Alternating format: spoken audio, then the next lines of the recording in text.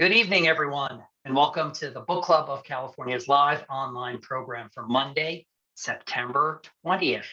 It's titled A Journey into Steinbeck's California, and it's a live online presentation by Susan Schillinglaw.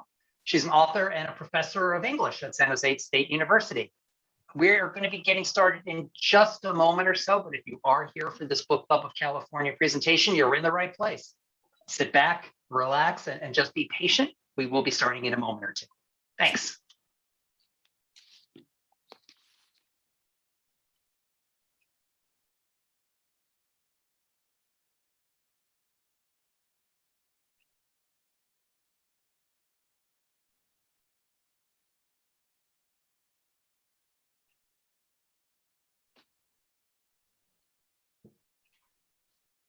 Good evening, everyone. If you've just joined us and you're here for the Book Club of California's live online program titled A Journey into Steinbeck's California, well, you're in the right place. We are going to be getting started in just a moment or so. We have quite a number of people in the waiting room that are making their way into the webinar. So sit back, relax, and be patient. We're going to be starting in just a moment. Thank you.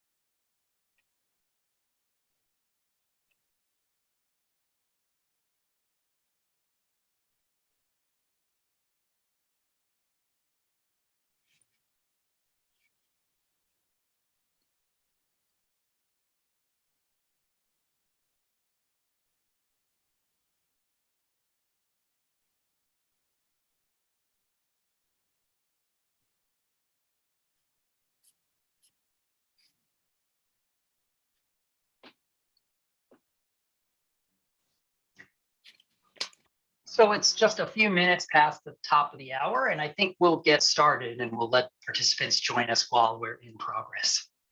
So good evening and welcome to the Book Club of California's live online program titled A Journey into Steinbeck's California. It's a live presentation by Susan Schillinglaw, author and a professor of English at San Jose State University. My name is Kevin Kosick, and I'm the executive director of the Book Club of California. And it's my pleasure to welcome you and host the webinar this evening. Now, tonight we have more than 190 people registered for this presentation. So for those of you who are new to us, the Book Club of California is a nonprofit, member and donor supported organization that is dedicated to preserving and promoting the history of the book and the book arts. Oftentimes we do that with a focus on the literature and history of California and the West. The book club publishes limited edition books, a scholarly journal, and keepsakes. We host a year-round series of exhibitions and programs like the one this evening on topics including fine printing, design, typography, bookbinding, collecting, history, and much, much more. Now, if you're not a member, or if your membership has lapsed and you're interested in what we do, please consider joining our century-long tradition. Our membership dues are modest, but the benefits are many. And we simply cannot do the work that we do without the support of our members. So I encourage you to visit our website at bccbooks.org to join or donate to the book club. And now for tonight's program and our presenter. The program is titled A Journey into Steinbeck's California, and it is a live online presentation by Susan Schillinglaw, author and professor of English at San Jose State University. Susan Schillinglaw is a professor of English, again, at San Jose State University and the San Jose State University President's Scholar for 2012-2013. She is also Scholar in Residence at the National Steinbeck Center in Salinas. For 18 years, Professor Schillinglaw was director of the Steinbeck Center for Steinbeck Studies at San Jose State University. She has published widely on Steinbeck, most recently, Carol and John Steinbeck, Portrait of a Marriage, University of Nevada Press in 2013, and on Reading the Grapes of Wrath from Penguin Books in 2014. She also wrote introductions to several of Steinbeck's books for Penguin New American Library editions of Cannery Row, of Mice and Men, a Russian journal, and The Winter of Our Discontent. Other publications include collections of scholarly essays, as well as an edition of Steinbeck's journalism titled America and Americas and Selected Nonfiction in 2002. She has been teaching and writing about Steinbeck for more than 25 years. Currently, she's co-editing with Katie Roger an encyclopedia of cultural history called All Things Steinbeck, and working on a study of Steinbeck in Russia. Tonight, she will talk about Steinbeck's landscapes and his ecological vision, themes from her book titled A Journey into Steinbeck's California. Now, this book is in part art book, part biography, and part travel guide. And it offers insight into how landscapes and townscapes influenced John Steinbeck's creative process and how, in turn, his legacy has influenced modern California. Offering an entirely new perspective on Steinbeck and the people and the places that he brought to life in his writing, the book includes wonderful variety of photographs, sketches, and paintings, including some from private and rarely seen collections. Now, if you have questions for our presenter, please use the chat and Q&A function in Zoom. We should have time at the end of the hour to take questions, and we'll curate those from the Q&A for our conversation. And now, it is my great pleasure to introduce Susan Schillinglaw and pass over the controls for tonight's webinar. Susan, it's all yours. Thank you, Kevin, for that lovely introduction. And thank you for the Club of California for the invitation to speak. Because I am speaking to the book club audience, I wanted to start with an introduction, not about landscapes, but about books. Because this, as you see, this book was published by Roaring Forties Press in Berkeley as part of their Art Place series. And so I want to talk about a little bit about Steinbeck books and art before I begin. He wrote an essay in 1951, Some Random and Randy Thoughts on Books. And I love the first comment.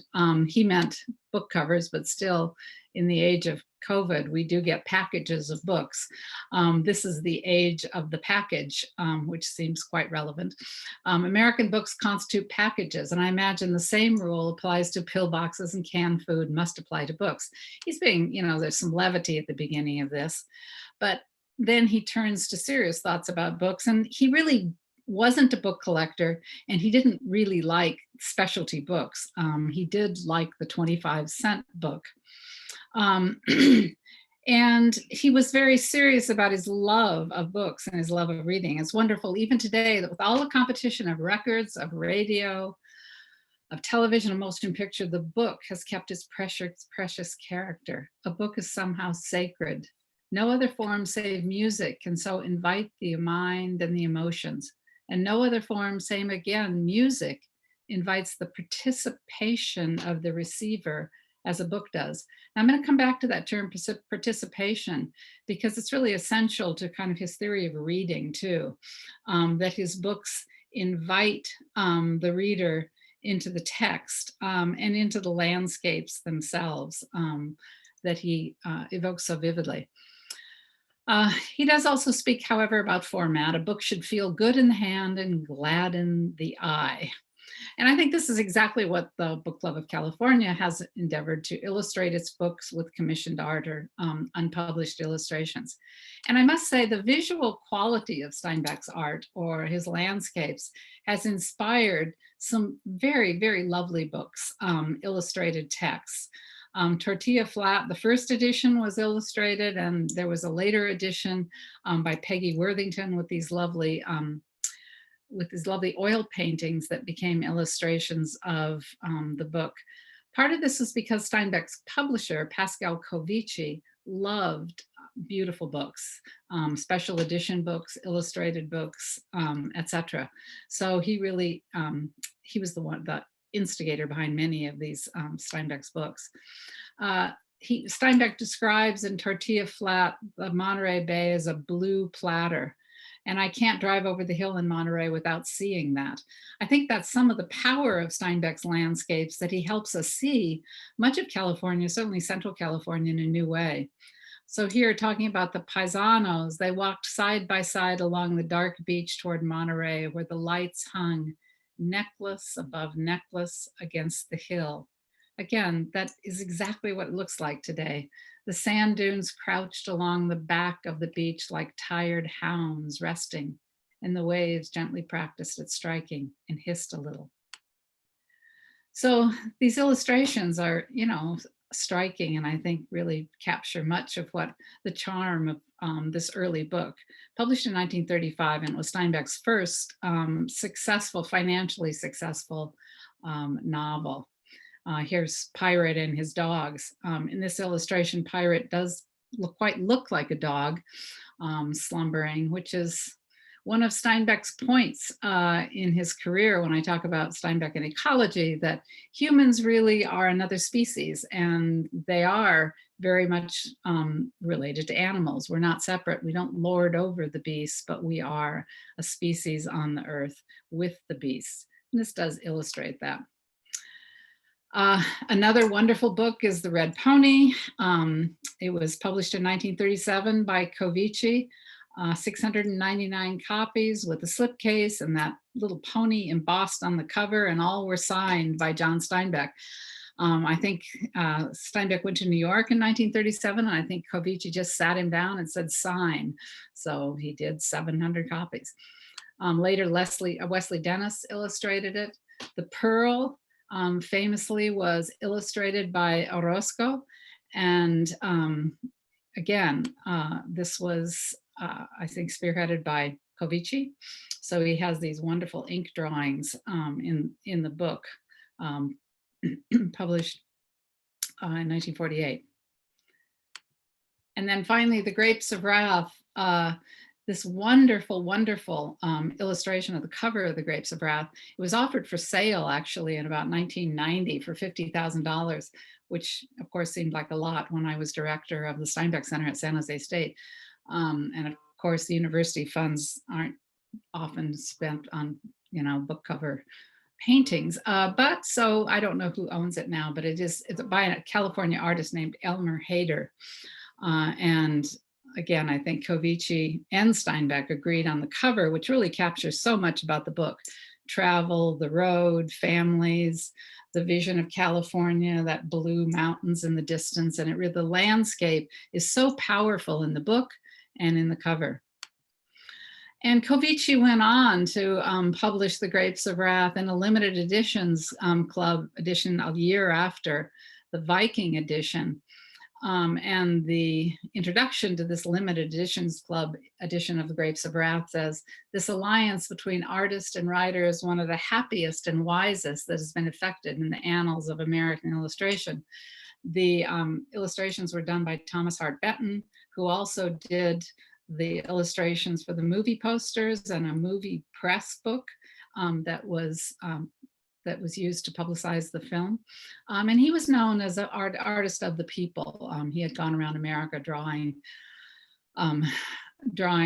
ordinary life. And so it seemed like a perfect conjunction of artist and writer.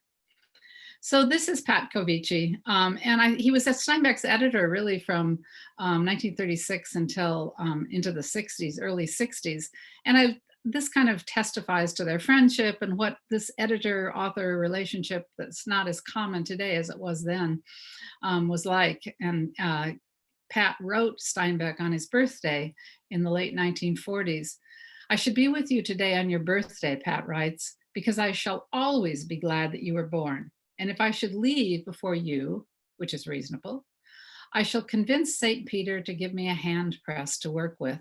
And when you come, you will write the little stories you always wanted to, and I shall handprint and distribute them, and thus corrupt heaven. So that's a tribute to the Book Club of California and to books.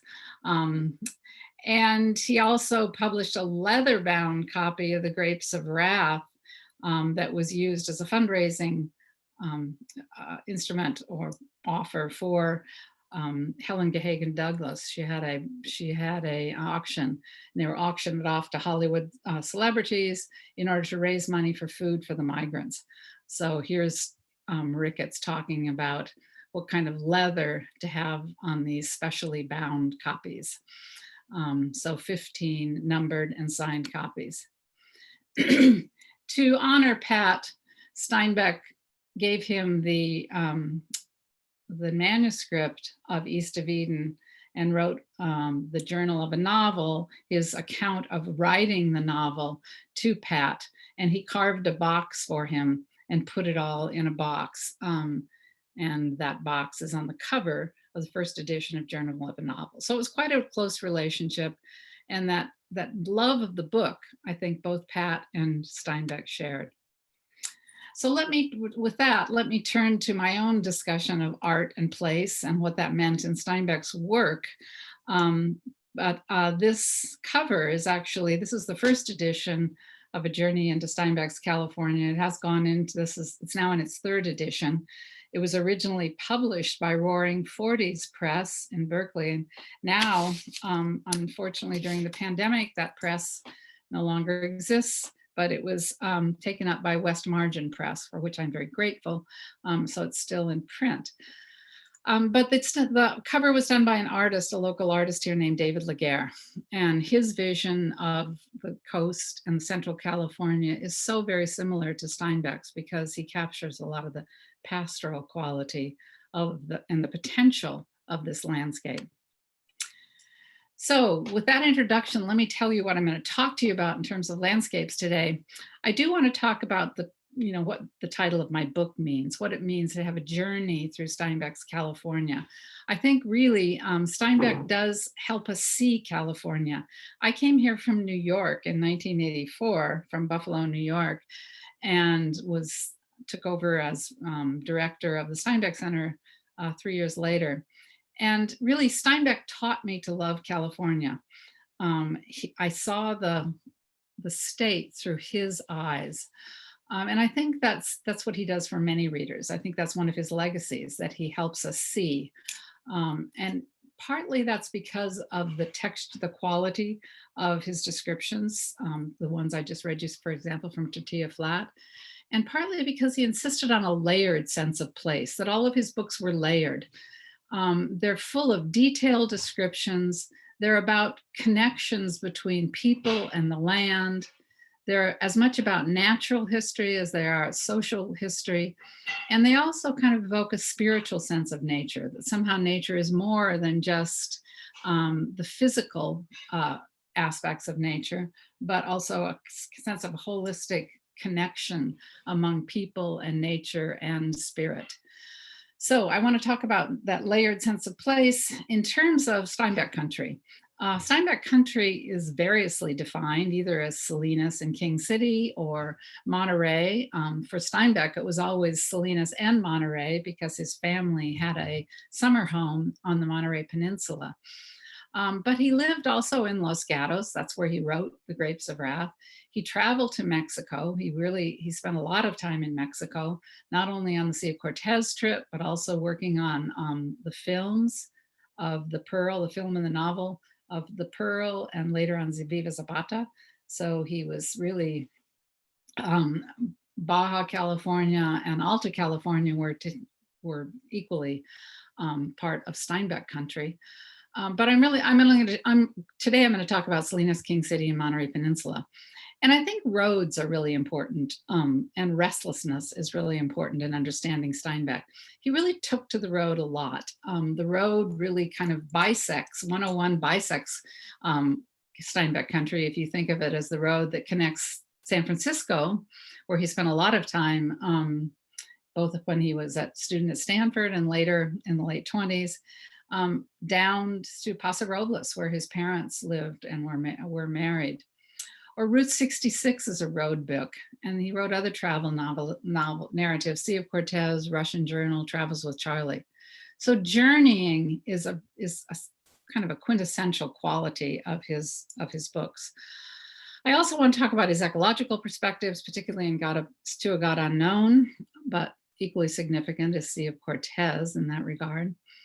a little bit about the Monterey Peninsula and what participation means with regard to Ed Ricketts, and then why read Steinbeck today, kind of summing up. So let me start with the Long Valley and Salinas.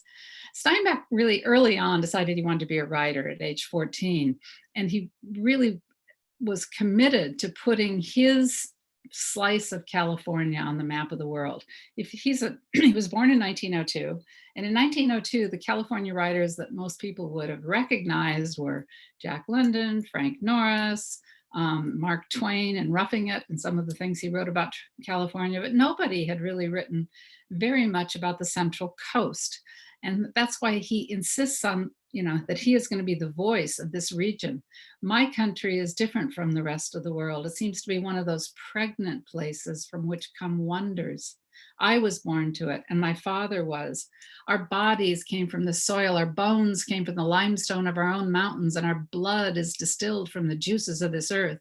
I tell you now, my country, 100 miles long and about 50 wide, is unique in the world.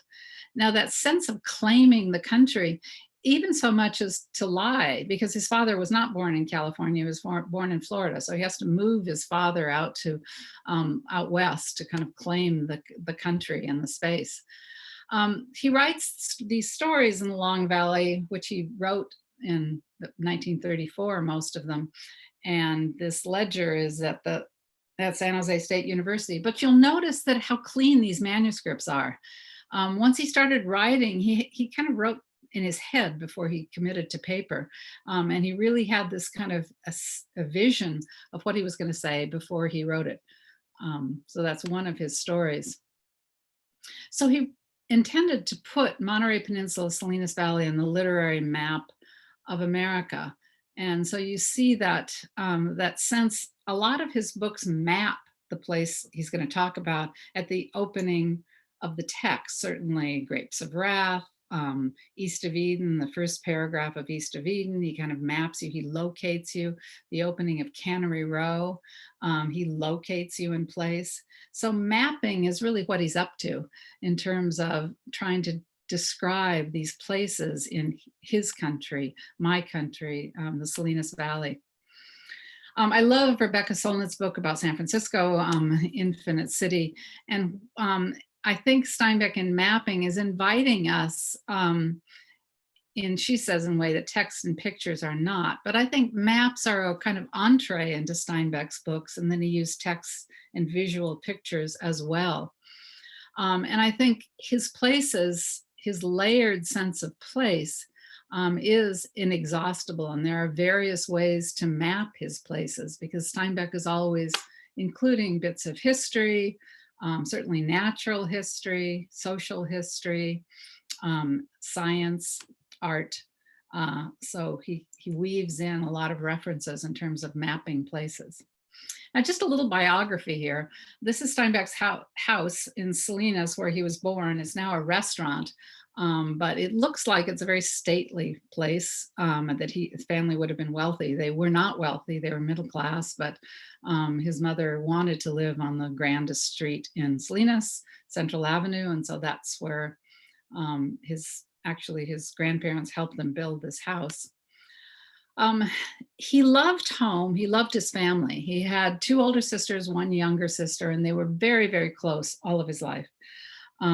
He wrote letters to his sisters. When he got the Nobel Prize, he brought home charms for them, silver charms. He really had a close-knit family. His second wife said they were clannish, but I think more generously, they were just very, very close-knit. A friend from Salinas said they were a closed corporation. But I think that that special quality, that bond of family, is one of his legacies of growing up in Salinas in the Central Valley. Family is always really important in Steinbeck's work. In some ways, you can say it's about creating families, alternate families like George and Lenny and of Mice and Men, and all the workers who want to go to their imagined ranch, but they're family sagas. I think that Salinas, if he was very, very close to his family, he hated the town. And I think that was as important a shaping influence as the sort of bond of the family life. He wrote about Salinas. He said Salinas was never a pretty town, and we knew it, which sounds dismissive and is. But my favorite passage from that essay, which is called "Always Something to Do in Salinas," which he wrote for Holiday magazine in 1955, is this one, and it talks about caste in Salinas. And here's what he didn't like about Salinas, and I think this discussion of place really reverberates throughout his prose. The Salinas social structure was a strange and progressive one. First, there were the cattle people, the first families of the Salinas Valley, gentry, by right of being horsemen and dealing in gentry's goods, land and cattle. Theirs was an unassailable position, a little like that of English royalty. Then Klaus Freckles came from Holland and built a sugar factory in Caps, and the flatlands of the valley around Salinas were planted to sugar beets, and the sugar people prospered. They were upstarts, of course, but they were solvent. The cattle people sneered at them, but learned, as every aristocracy does, that not blood, but money is the final authority. Sugar people might never have gotten any place socially if lettuce had not become the green gold of the valley. Now we had a new set of upstarts, lettuce people. Sugar people joined cattle people in looking down their noses. These lettuce people had carrot people to look down on, and those in turn felt odd about associating with cauliflower people. Now, what he's talking about is a sense of caste and a sense of, social mobility, but there's always somebody at the bottom, somebody scorning and looking down on those at the bottom. Isabel Wilkerson has just written a book about caste, but I think that does explain a lot of what he's talking about in terms of culture in Salinas. So land use is integrated into all of his novels. Planting lettuce in East of Eden, planting beans, growing chrysanthemums in the wonderful little short story, The Chrysanthemums, growing sweet peas. He talks about land use. He wanted the central controlling image in the East of Eden to be the Salinas River, water. He's very aware of water use and land use because that's where his focus was. Rather than on the town of Salinas, he looked outward into the fields and landscapes around Salinas. And that's what he loved, and that's what he appreciated, and that's what he really explores in his books. Not only the land itself, but the people working the land. The bond between workers and the land, so much of his books are about workers. The Grapes of Wrath, Of Mice and Men, and Dubious Battle are about people who work the land. This is people digging irrigation ditches for Spreckles sugar at the turn of the 20th century. And I think one of the legacies of growing up in Salinas and the Salinas Valley, and his awareness of land use, his love of landscapes, was this sense of power and powerlessness that he also articulates in that quotation. The thing that arouses me to fury more than anything else is the imposition of force by a stronger on a weaker for reasons of self-interest or greed. That arouses me to fury. It's the one unforgivable thing I can think of. And of course, the short-handled hoe and the use of the short-handled hoe is one visual representation of that history of power and powerlessness, as of course is articulated perhaps best in the little novella of Mice and Men. And I love this cover as well because you see how powerless and how tiny the two men are, George and Lenny, as they walk through the landscape. So they're overpowered by their inability to get ahead, to make it. Landscapes for Steinbeck in the Salinas Valley are also appreciative. They're detailed, they're specific. He's always moving from the microcosm, from looking at the detail, the colors of the hills, the poppies, the colors of poppies and lupins, the bird's song, the smell of the fields, from microcosm to macrocosm, to a sense of how it all fits together, which I'll get to in a minute. And some of his descriptions are wonderful. I think one of the things that makes these detailed descriptions, these, the microcosm, if you will, his detailed descriptions of the natural world so compelling is that he said he wanted to see from a child's perspective. Now, that doesn't mean that he's writing for children. It's more like William Wordsworth. And, if you see as a child, you see clearly, you see specifically, you really stop to participate in the scene before you. Here's a wonderful description from the Red Pony to illustrate that. The hills were dry. This is Jody lying down on the grass. The hills were dry at this season, and the wild grass was golden, but where the spring pipe filled the round tub and the tub spilled over, they lay a stretch of fine green grass, deep and sweet and moist. Jody drank from the mossy tub, and he washed the bird's blood from his hands in cold water. Then he lay on his back in the grass and looked up at the dumpling summer clouds. By closing one eye and destroying perspective, he brought them down within his reach so that he could put his fingers and stroke them. He helped the gentle wind push them slowly down the sky. It seemed to him they went faster for his help. One fat white cloud he helped clear the mountain rims and pressed it firmly over, out of sight. Jody wondered what it was seeing then. He sat up the better to look at the great mountains where they went piling back, growing darker and more savage until they finished with one jagged ridge high up against the west. Curious, secret mountains. Now that's the Coast Range, the Santa Lucia. And so, Jody, he captures in this description both the child's sort of charming description of playing with crowds and what he sees in clouds, as well as the sense of nature having some secret, something that needs to be understood and unearthed and appreciated that Jody can't quite articulate. He turns his head to the mountains of the east, the Gabelins, and they were jolly mountains with hill ranches in their creases and pine trees growing up the crests.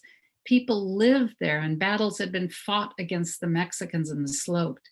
He looked back for an instant at the great ones and shivered a little at the contrast. So of course, Steinbeck country is bound by two mountain ranges, the Coast Range and the Gabelins. And Steinbeck sets so much of his fiction between the sort of values that he sees in those two mountain ranges. The people, sort of friendly mountains, he describes them like a mother's lap, the Gabelin Mountains in east of Eden, and the dark and forbidding coastal mountains, the Big Sur Coast, which is, for instance, in the story Flight, the Dark Watchers are in the mountains on the coast.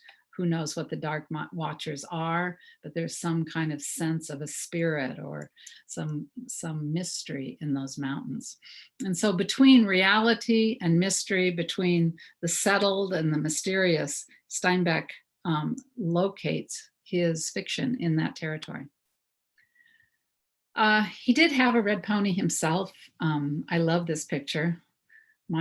My husband complains that I can't do a talk without showing the red pony, but here he is. So I guess it's my signature on any talk. But I think, it really was important to Steinbeck in his own, adolescence to get away from Salinas, and this pony allowed him to do that. So the legacy of Salinas is that he was detached, he was isolated, he was an outsider. I can never be a part of such things. He's writing to Covici. I guess I've a party celebrating South Pacific. Something cuts me off always. I guess I'm nearly at the age to be resigned about not being the things I guess as a child I wanted to be. The whole pattern of Saturday night was foreign to me. Maybe I too am a monster, like his character Kathy in East of Eden. I remember the sorrow at not being a part of things from my very early childhood, maybe from my first birthday party. Now that's pretty early on to feel detached from the culture surrounding you. But I think the sense of detachment and isolation and being an observer, not being really fully a part of Salinas, both, made him a writer and makes him sensitive to those who are also cut off, like the Jodes, like George and Lenny, like the strikers in Indubious Battle, like the Paisanos, like the bums. I mean, he identifies with people on the margins, and I think he felt very much on the margins in Salinas. But he also has this curious, and I thought of this as I was watching the Muhammad Ali, Ken Burns program last night. Eventually, I'll be so good I cannot be ignored. He also had this faith that somehow he would someday be a writer. So Salinas and Place in East of Eden, that was the book he always wanted to write. And so I think to really understand Steinbeck's landscapes, his use of place, I think East of Eden is the book to read, because it's a story that he wanted to write starting in the early 30s and couldn't write because he was too angry at his hometown. But he wants to write it so that it could be the valley of the world. Now, what that means is that he's going to take his home territory, the Central Valley, and make it realistic for people and also make it emblematic. And that challenging task he didn't really start until 1950. I will make my country as great in the literature of the world as any place in existence. I keep the tone of Salinas in my head like a remembered symphony. So a love-hate relationship with his hometown.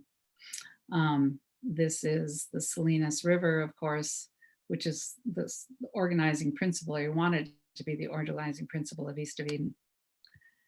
I want to talk a little bit next about ecological holism and what he meant by that, how all this layered sense of place really gave him a sense that to understand nature, to understand landscapes, you had to see the whole.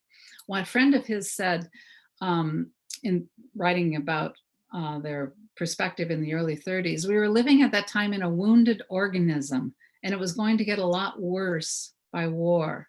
But it was an organism, and we saw it as an organism, as a living whole, a thing that was more than the sum of its parts, which very much concerned John. Nature is an animal, a whole animal, and we are part of the animal. I like that quotation because I think it's so relevant today in the sense of a wounded organism and how we feel like we're living in a world that seems very much imperiled. And I think to a large extent, Steinbeck felt the same way. And he writes about drought in his second book, To a God Unknown, which is set at the San Antonio mission. And he wrote this about what he was trying to achieve in this novel as he was writing it. Each figure is a population, and the stones, the trees, the muscled mountains are the world, but not the world apart from man, the world and man, the one inseparable unit, man and his environment. Why they should ever have been understood as separate, I do not know. So Steinbeck didn't see humans as lording over and controlling nature, but as a part of nature, like that picture of Pirate and the dogs. We are like animals. We are a part of the world we inhabit, and its health is dependent to a large extent on what we do and what we don't do. But he also weaves in other ways to look at place in this book. It has a very much an ecological aspect to it. It has an historical aspect. It's set near the San Antonio mission. It's a place that Steinbeck saw in 1918 when he himself was recovering from pneumonia after the 1918 flu epidemic. And so he went there and knew the area intimately. So he describes the character, his hero, Joseph Wayne, coming into the valley from 101, again, the sense of roads and movement and restlessness, and creating a homestead in the San Antonio Valley. And if you read the book and then take it as a sort of handbook to visit the San Antonio Valley, it's a stunning reminder of how resonant what Steinbeck describes and what we see today is for any traveler, any tourist, any appreciator of a sense of place. The path went through the long forest. This is Joseph entering the valley. that bordered the river. There was a curious femaleness about the interlaced boughs and twigs, about the long green cavern cut by the river through the trees and the brilliant underbrush. The endless green halls and aisles and alcoves seemed to have meanings as obscure and promising as the symbols of an ancient religion.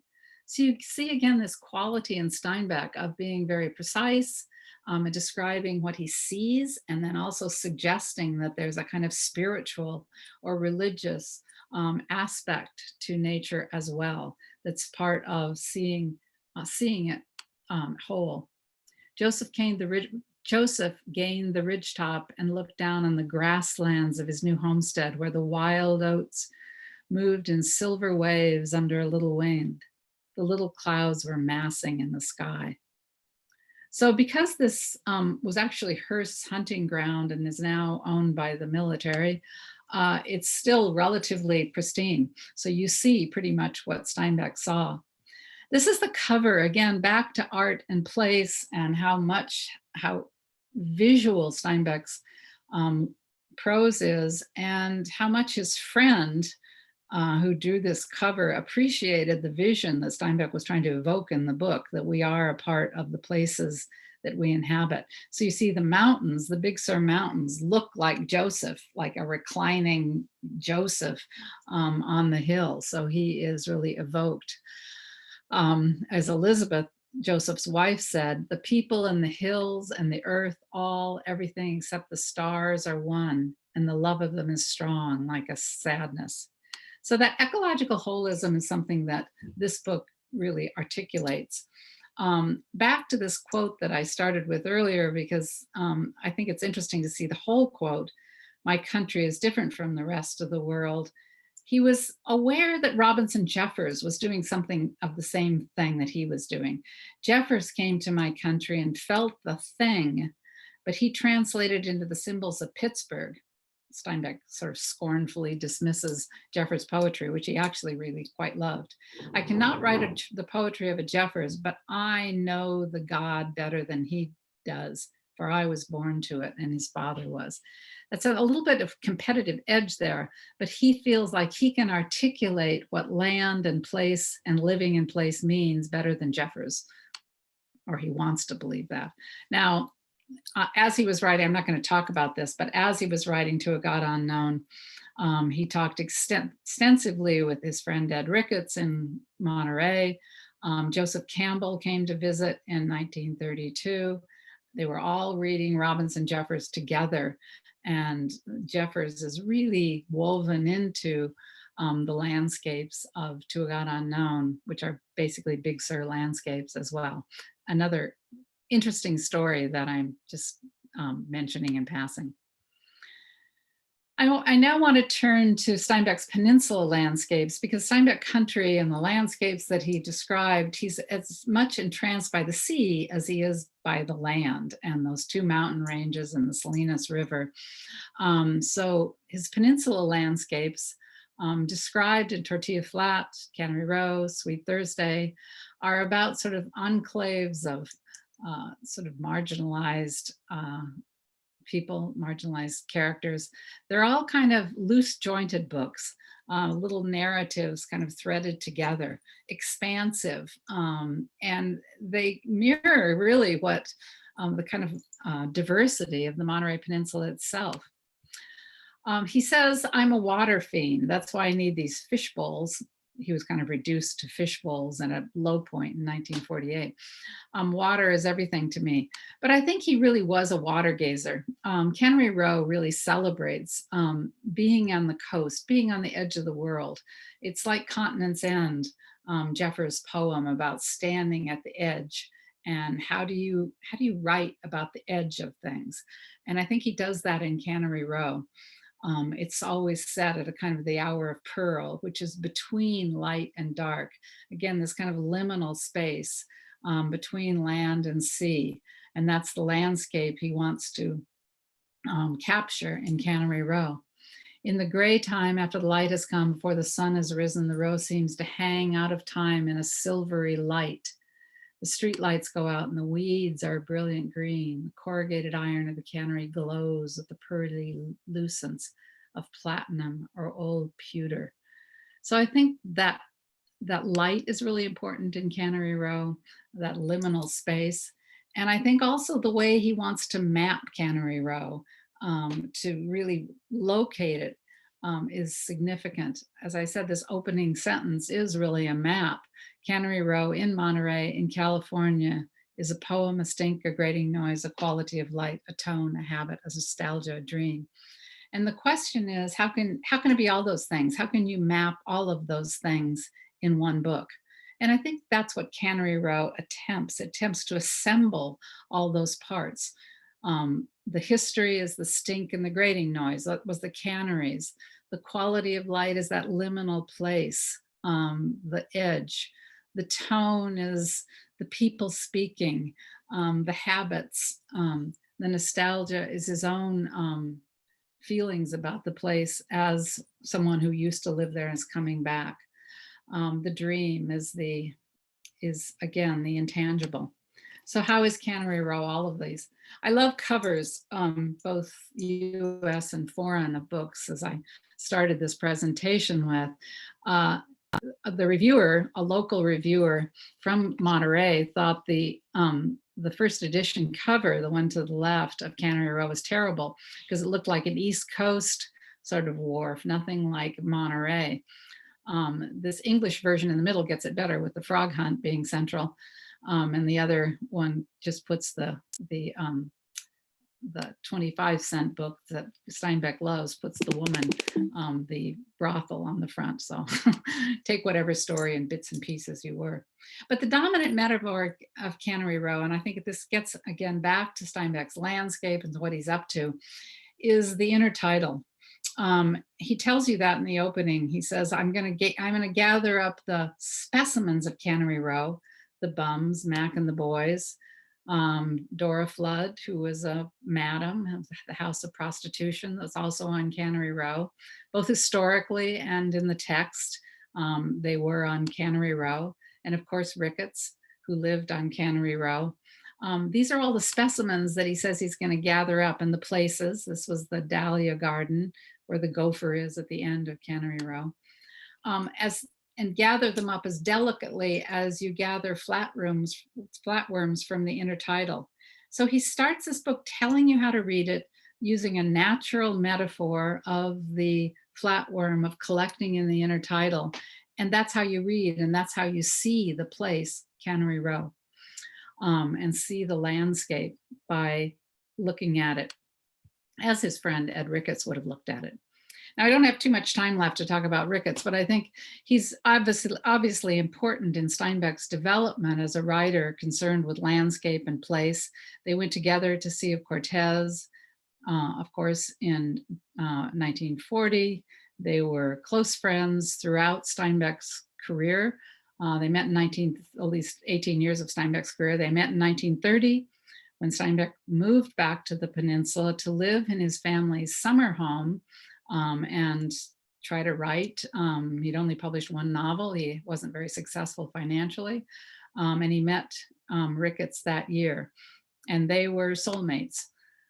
They lived very close together. Ricketts' lab is on Cannery Row and still there. You can visit it. The city of Monterey opens it for tours. And Steinbeck's 11th Street house looks very much like this. It's about a mile away. And Steinbeck would write and then visit his friend Ricketts, and they would converse many afternoons. Now, just briefly, the intersection of ideas between artist and scientist is really so significant in Steinbeck's career, because art and science are conjoined in Steinbeck's books. And they both shared ecological sensibilities, a concern with communities. They were both holistic thinkers. They wanted to see the whole picture. Ricketts wrote a little essay on the Four Method of Ecology that really mirrors Steinbeck's repeated statements that he was writing his books in layers. Ricketts wrote another essay on wave shock, and Steinbeck is often talking about how, some kind of catastrophe like Drought into a God Unknown, or the Dust Bowl and the Grapes of Wrath, realigns people's thinking about place and where they have to live, and movement. So, and all of his life, Steinbeck was influenced by Ricketts. Ricketts said interrelation seems to be pretty much the keynote of modern holistic concepts, wherein the whole consists of the animal or the community, its environment, the notion of relation being significant. This is basically Ricketts' whole career. He was interested in looking at the relationship of intertidal animals, so that he didn't just study one and isolate it from its environment, but he studied intertidal animals within their substrate, within their communities. And this is Steinbeck writing about Ricketts' seminal book, Between Pacific Tides, which is about cataloging marine specimens by communities. The word participation is used advisedly. Children and those adults whose mind and eyes are not clouded by fear or dullness, nor shut or ingrown by worry, seem to have a positive hunger for associations of participation with all observable life. And since participation is the entering bridge to association, observation is the entering bridge to association, we find children and naive adults observing the quick and meaningful life of an anthill or beehive and associating with it. So that sense of participating and the child's vision and being a scientist all come together in this statement by Steinbeck, really talking about what Ricketts is up to in Between Pacific Tides, looking carefully, seeing associations, seeing animals in communities. So in conclusion, Steinbeck's Layered Landscapes and the West. What does he have to tell us today? And I hope I've made some of that clear. And I love this quote by Ricketts, because I think it kind of captures much of what I'm trying to get at. I got to thinking about the possible significance of people going on a long, expensive trip, a journey, as we have been taking, or with my title of my book, coming back with nothing but a few specimens, some notes, lists of animals, lists themselves necessarily incomplete and subject to error. I thought, if you can't sum it up, what good is it? I got to thinking about the ecological method, the value of building or trying to build whole pictures. An ecologist has to consider the parts, each in its place, and is related to, rather than subsidiary to, the whole. But how much of a whole picture can a person build? And I think that Steinbeck, as ecologist, as ecological writer, is always considering all these parts and related to the whole. The detailed descriptions, the history, the landscapes, the people, the marginalized workers, the sense of the whole, the spiritual whole that he expresses, say, in Sea of Cortez or in To a God Unknown. And I think that's what the journey is about, seeing the whole, certainly for Steinbeck and in his book. So the journey in the Grapes of Wrath is about, it's leaving Oklahoma and coming to California. A third of the book is about the journey. The last 2/3 of the book is about California, but it's the whole that is the experience of the Jodes, the drought, the deluge at the end. Which part is more significant? It's all a part of the whole. So the details are as important, slow but sure, piling on detail until a picture and an experience emerge, he says about the Grapes of Wrath as he's writing it.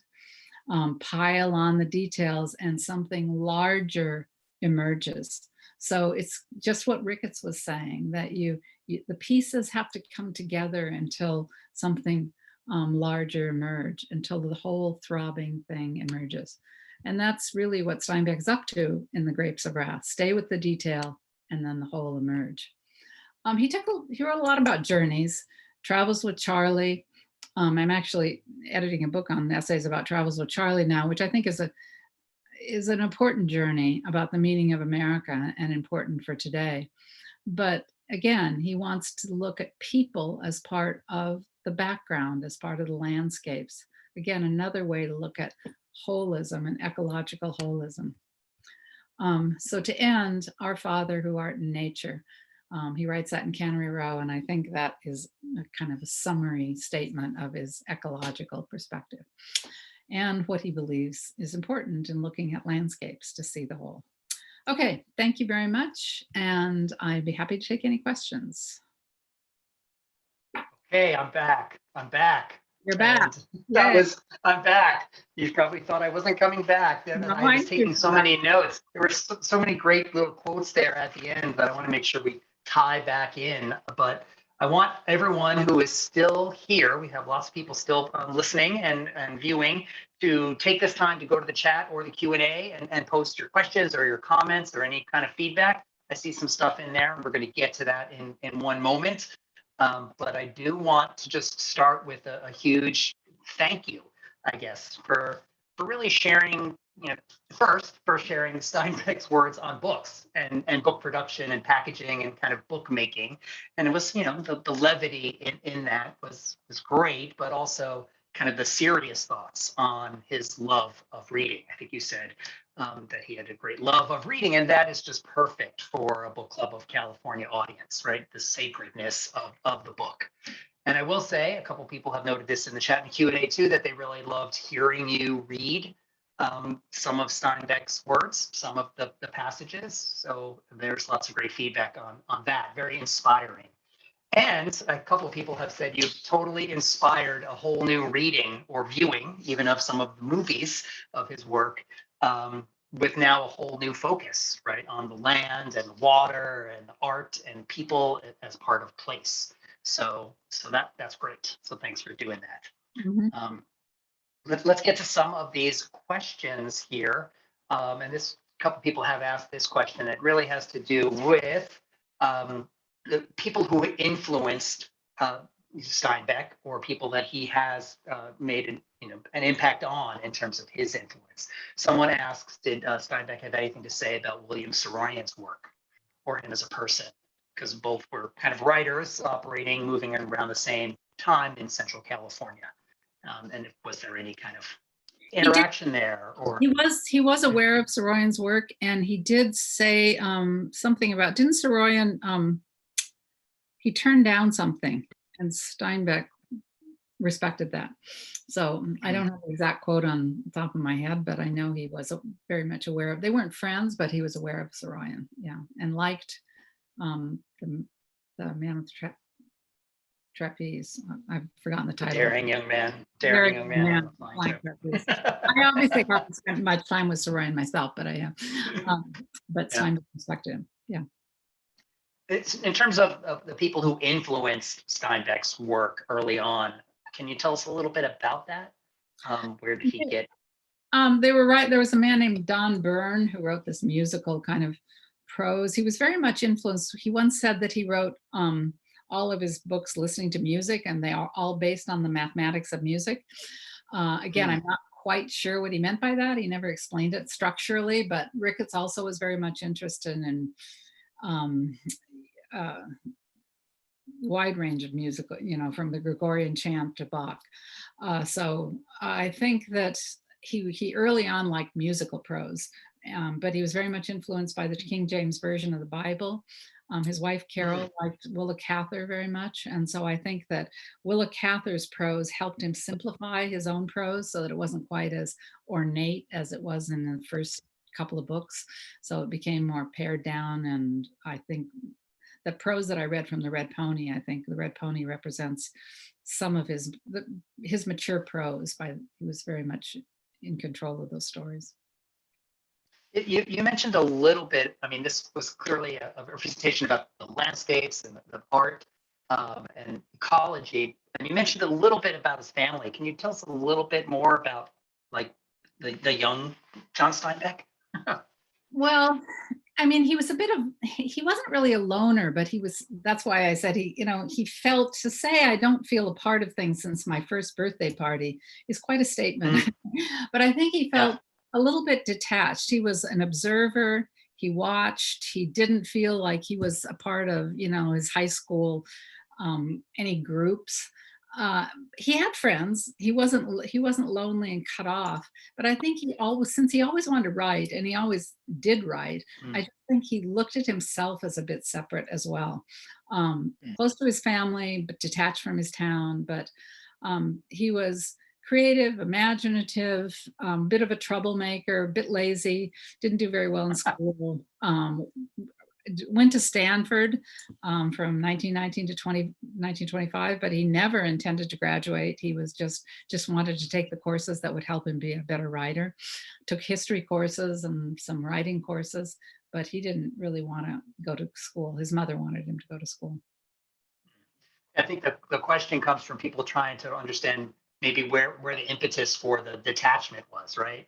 And why he was such a loner. Maybe there was something in his early Well, childhood. I think. I think the impetus for the detachment is partly just what Salinas is. It's about money. It's about, people Mm, who have money and people who don't have money. And I think he felt that his family wasn't of the moneyed class, the landed class. They didn't have ranches and farms and, acreage. So that sense of land use and who's growing what, his family wasn't really a part of that. His father was a manager of a mill.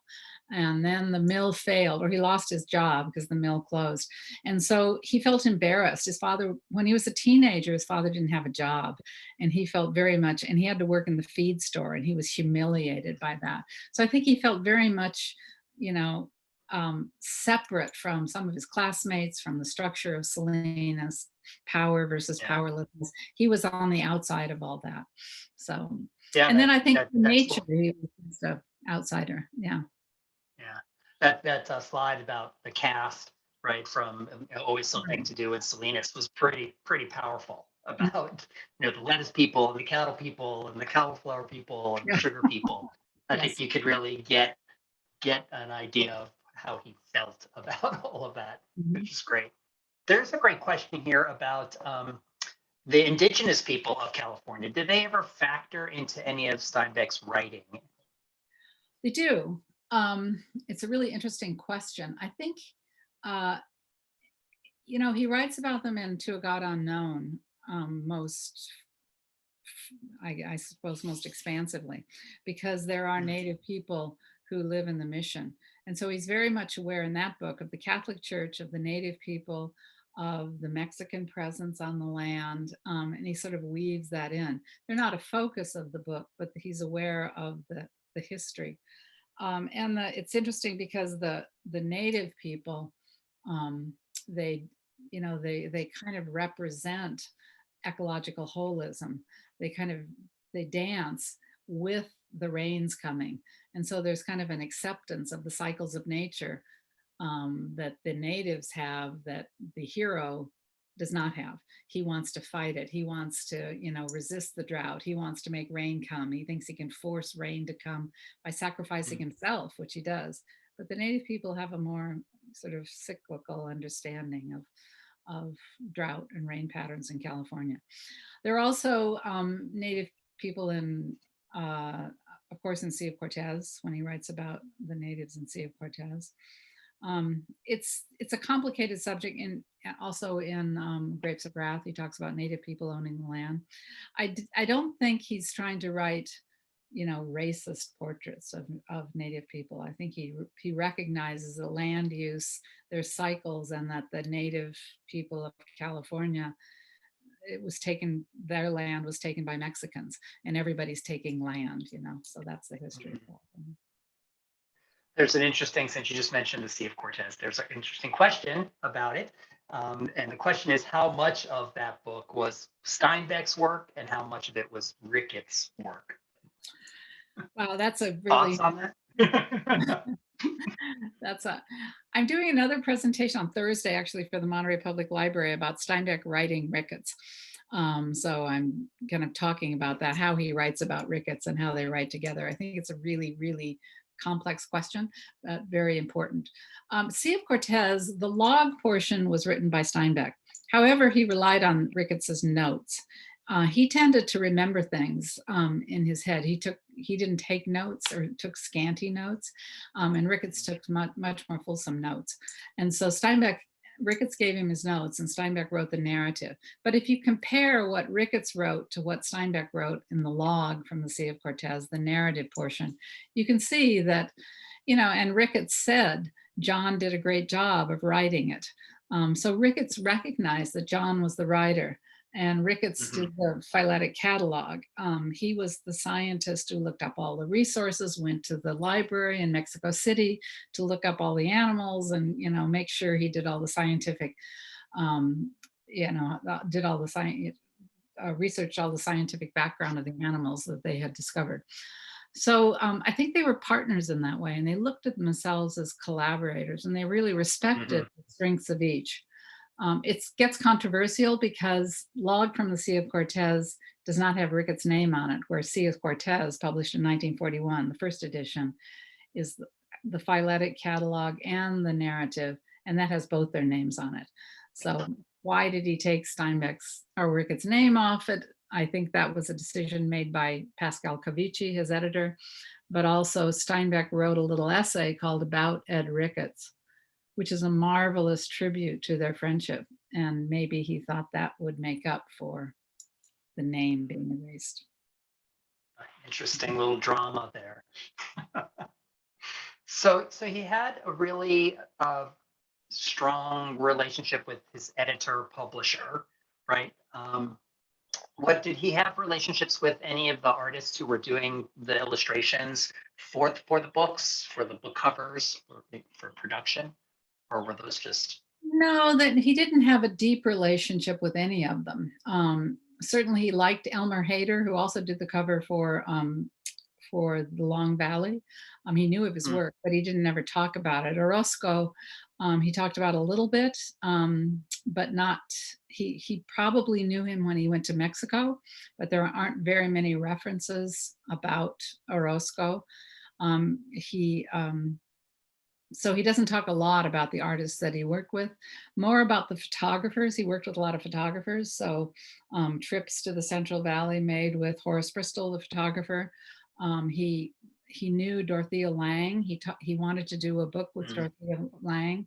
He worked with Robert Capa in the Russian Journal. The photographs were taken by Robert Capa when he took the journey in 1947 to Russia. So he worked more closely with photographer. He worked with Pere Lorentz, filmmaker. So he tended his visual work with filmmakers and photographers was much more intimate than his work with visual artists per se. So I think we're almost 10 minutes after the hour. I'm going to scan the Q&A for any other last questions in here. And then I'm going to try to wrap up to see if there's anything you wanted to say that you didn't get a chance to share with us. You could do that now. The box is Tim Schul, by the way, the East of Eden box. So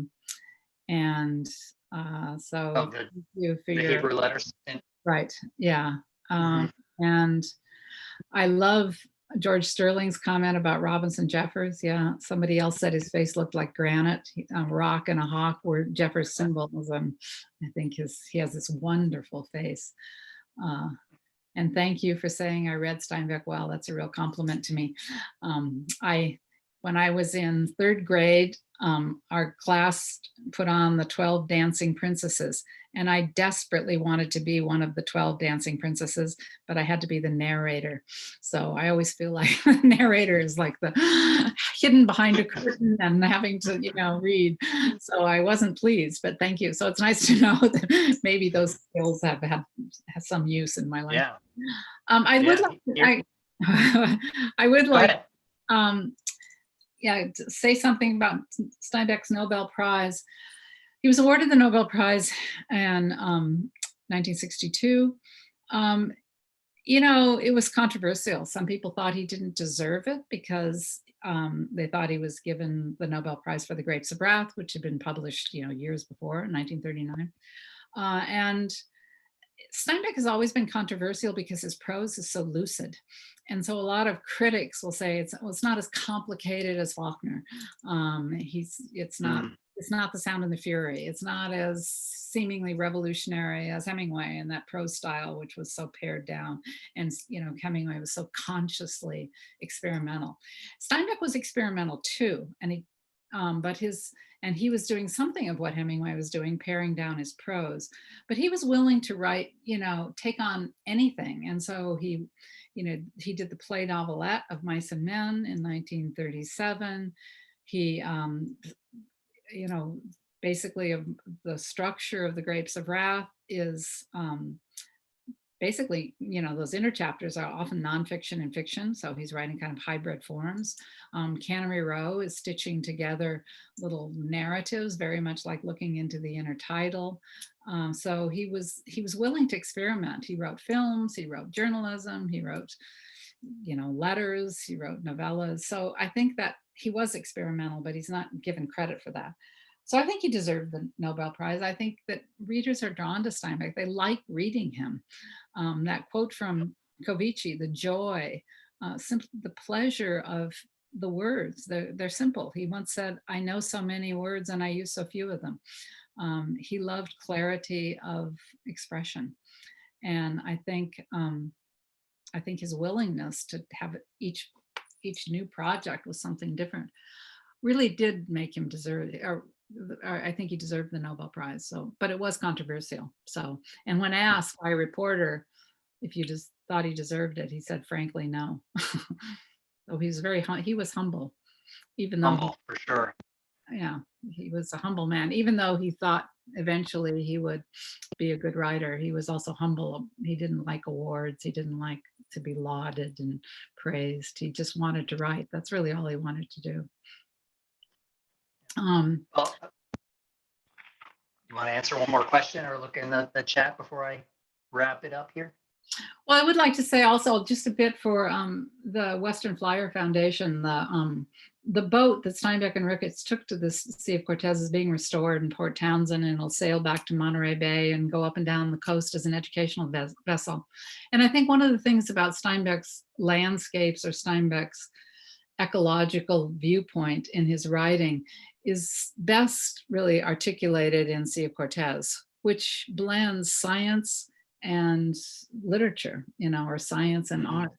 Steinbeck is one of the few 20th century writers who's really seriously writing from a scientific perspective, as well as, of course, an artistic perspective. So that blending of science and the arts, I think, is such an important vision, and a vision for the 20th century. I should have stressed that more in my presentation, but I think it's essential that we understand how science and art intersect.